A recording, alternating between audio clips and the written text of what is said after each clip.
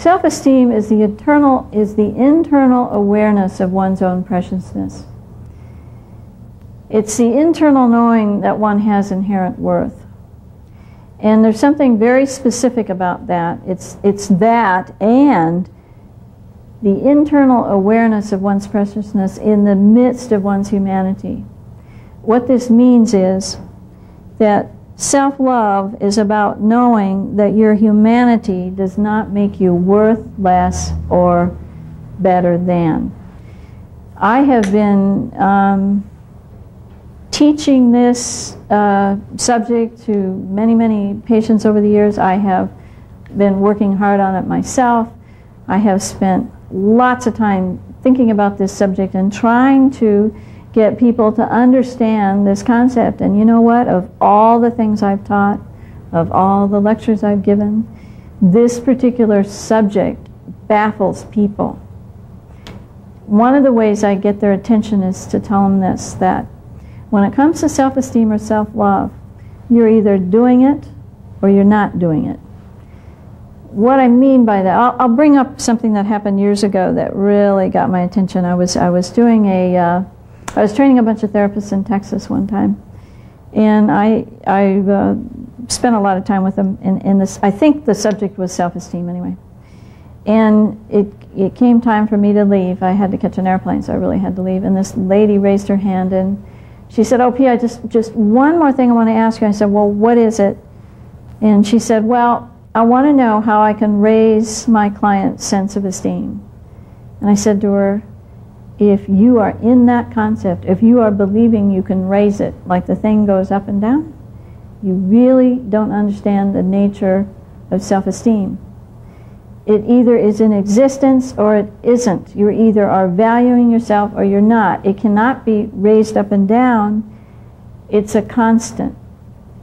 And it's about keeping in your mind, about being mindful that when you landed on the planet, when you were born, you came into the world, you came onto the planet with all the value you needed. And that value is equal to anybody else's value. One of the things about it, I guess two things that I would mention right now, and that is, if you look around and you look at other people, one of the things that you see is that we're different. No matter what you're doing, look at anybody, you'll notice that we're all different. We think differently, we dress differently, we look differently.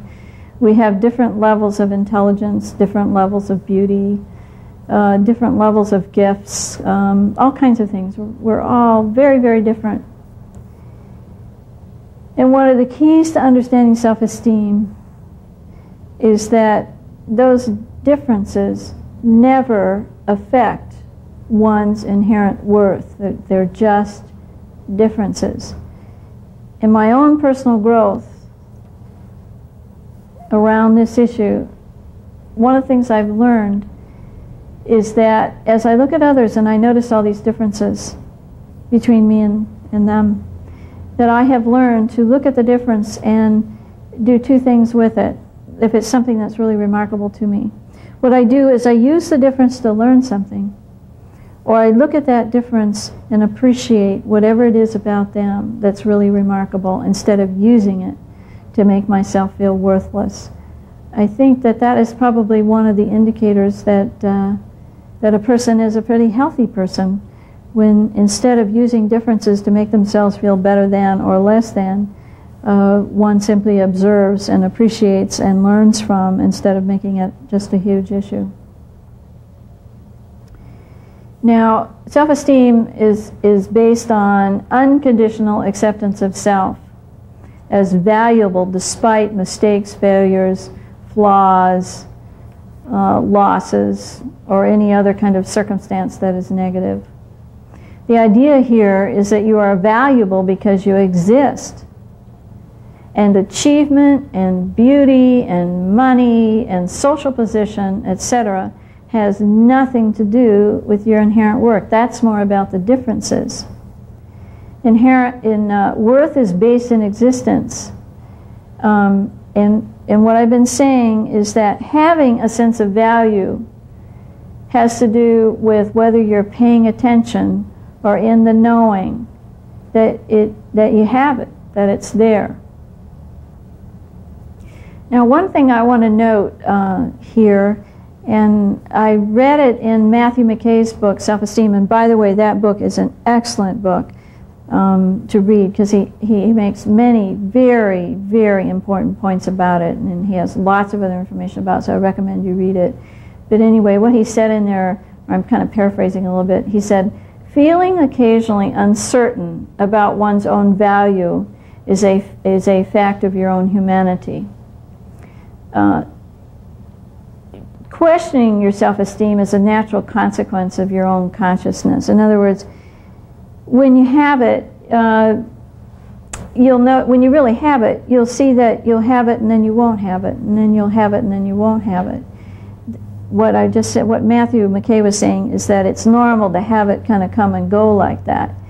In the process of recovery, though, we have it more than we don't have it. And we get better and better at knowing it than getting into the illusion.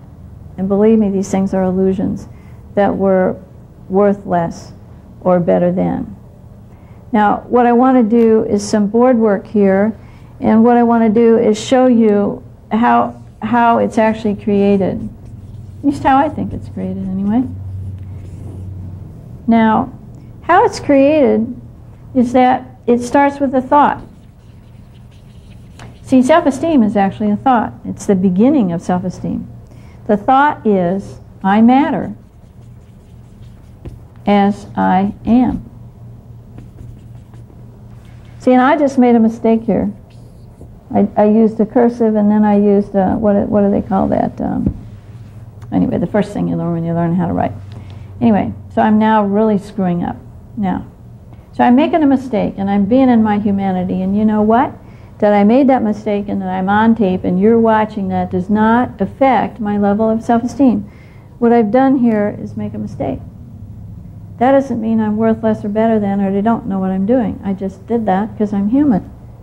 Anyway, so I'm in the midst of my humanity here. I've made a mistake. My thought is, and always is, as much as I possibly can do, is I matter in spite of the fact that I've made a mistake. I matter as I am.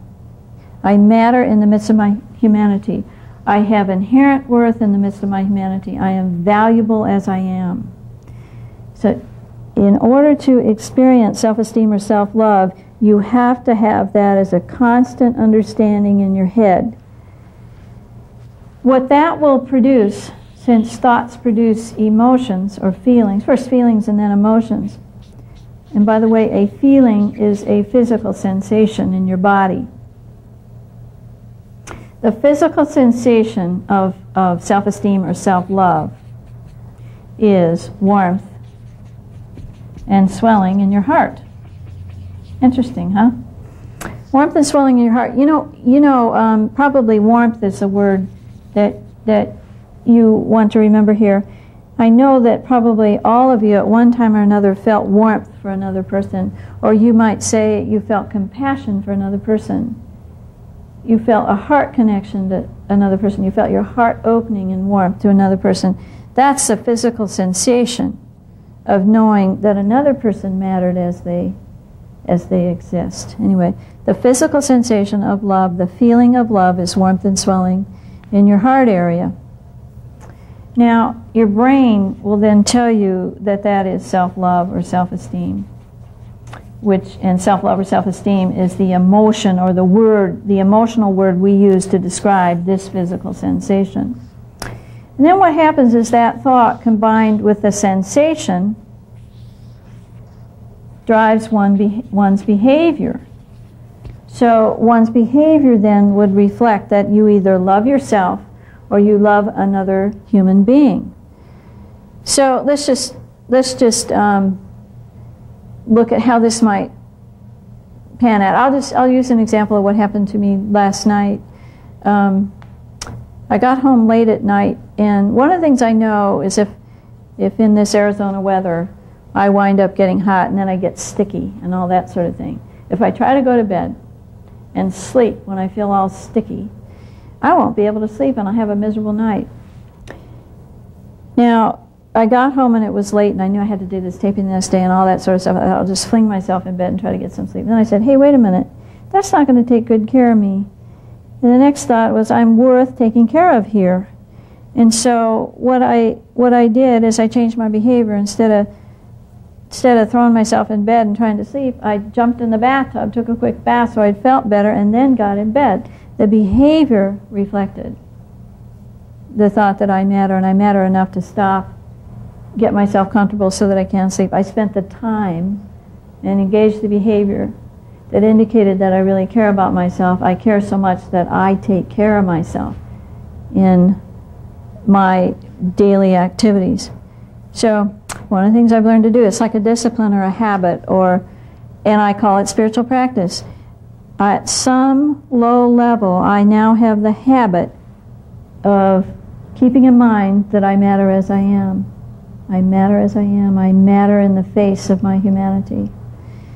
Anyway, so if you look here, you'll see that love is a thought, starts with a thought, it's experienced as a physical sensation and known as a feeling, known as an emotion. And if this is going on with you, your behavior will reflect that you love yourself. If the thought is about somebody else, like you matter as you are, I would have warmth and swelling in my heart for them, and my behavior would be towards them would be one of respect or one of love. Anyway, this is how you create it.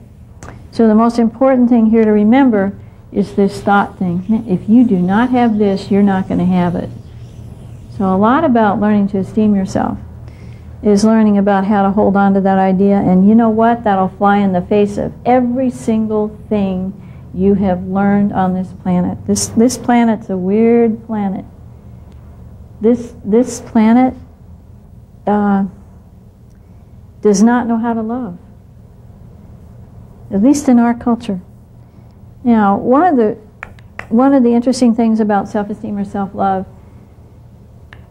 is how important it is, and the very simplest way to say that is that your ability to love yourself is the fuel of life. Love is the fuel of life. Love is what gives you energy, makes you feel alive and connected to others. It's extremely important to be able to do this, not only for yourself but for other people, because it is the energy, the emotion from that, the energy from that emotion sustains you during difficult times in your life, like when someone you love leaves you, or you lose your money or your job, or something, somebody dies that you care about, and so that your life is affected in a very negative kind of deep way.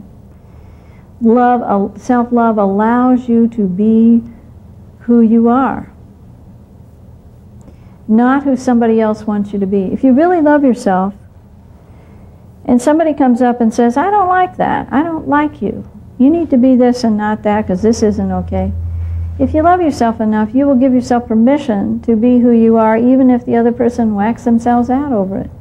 Now, I don't mean to say that we should stand on the planet and when somebody walks up to us and says, I don't like that behavior, it's disturbing to me, we should say, well, who cares?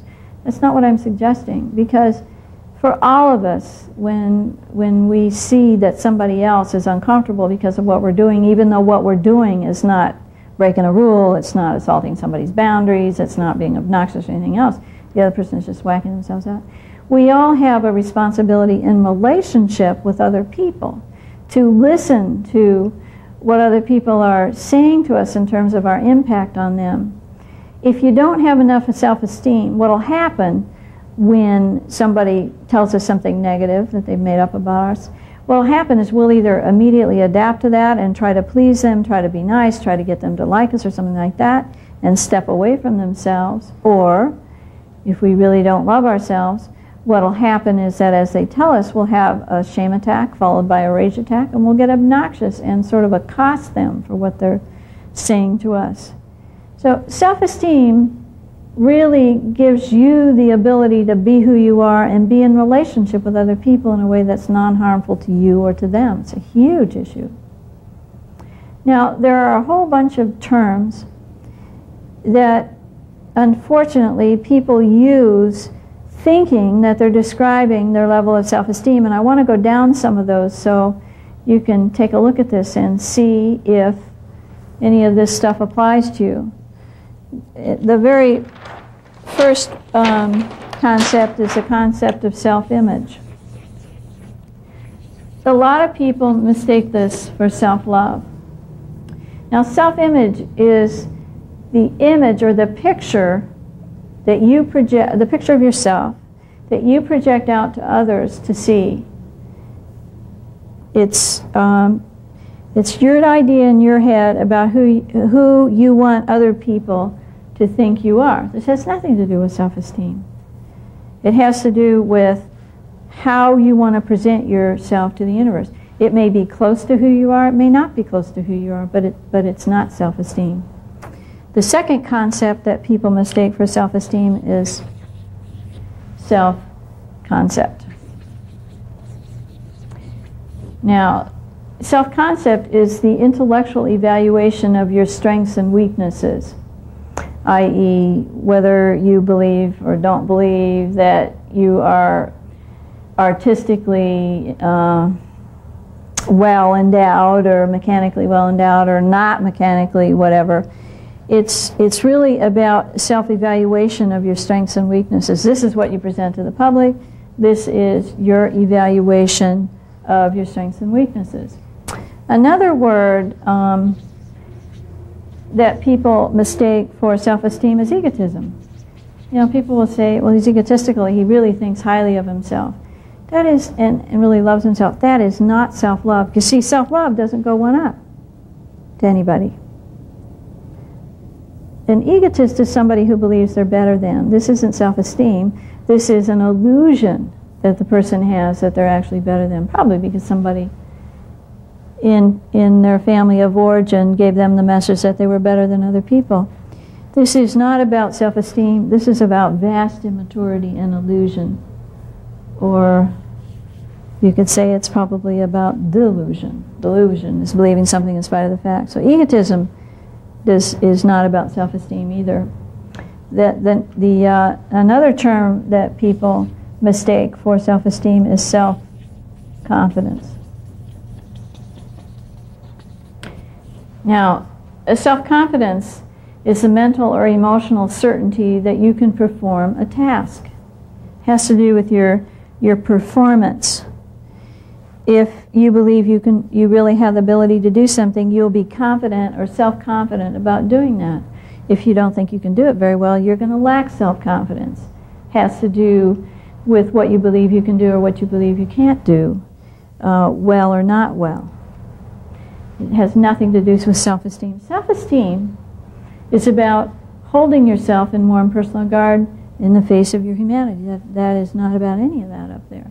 So the reason why I bring this up is that a lot of people think they can improve their self-concept or improve their self-confidence or improve the image they put out in the universe, that they're improving their self-esteem. And the point of this whole thing is, that's not going to affect your self-esteem at all. These are about something completely different. Now, I want to shift to talking about the issue of self-esteem as a problem of culture and as an issue of trauma.